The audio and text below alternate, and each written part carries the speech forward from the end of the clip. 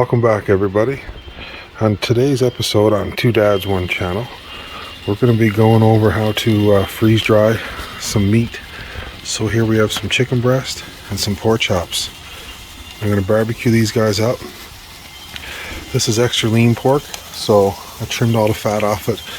I bought the actual pork roast, so it's pretty lean. You want to really reduce the fat as much as possible. So I'm going to cube this meat up when it's cooked. Maybe do individual portion sizes with rice and vegetables, or I might just make bigger bags of meat that we can pull out of and reseal if we ever need to dig into these things. So hope you guys are all enjoying this kind of content. We'll see how this turns out. Welcome back everybody. So we've taken the meat off the grill. We have it in our trays. We're going to pre-freeze this meat. That helps with the freeze drying process. The meat machine has to work a little less hard. So a little close up of the meat before it hits the freeze dryer. All right, we'll be back when we put this stuff in the freeze dryer. All right, I've got the meats in the freeze dryer.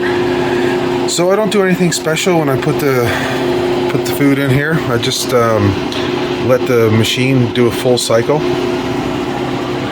You can see up here at minus 20 degrees Celsius, so there's a real added benefit when you do the pre-freeze, because this step could take 12 if not more hours to freeze everything. But when you put the meat or vegetable or whatever you're putting in here frozen, the machine has a much easier time cooling down to that initial temperature. I think we'll probably go to minus 30 or so. I'm not sure exactly where it stops, but I have seen minus 30, so it gets quite cold. Okay, well, we'll touch back when we're done the freeze-dry cycle and we complete the bagging and storing of this freeze-dried pork chops and chicken breast. Okay, here we are. I just took the pork chop and chicken out of the freeze dryer. Had it in for about 40 hours. I think that's on the upper limit of what you need to do. I just went that long because I was a little bit busy. I didn't have a chance to deal with it. So this is the pork chop.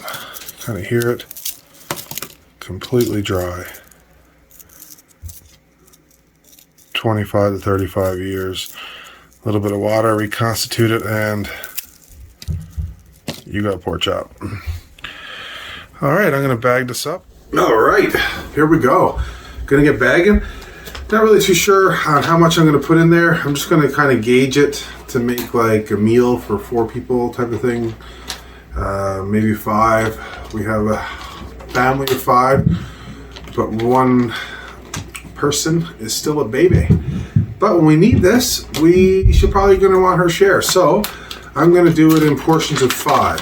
I have these bigger mylar bags. I cut them in half, and I'm gonna go with these and just see how they go. If I can't fit enough in there, I will use some other bags that I have. But all right, let's get this going.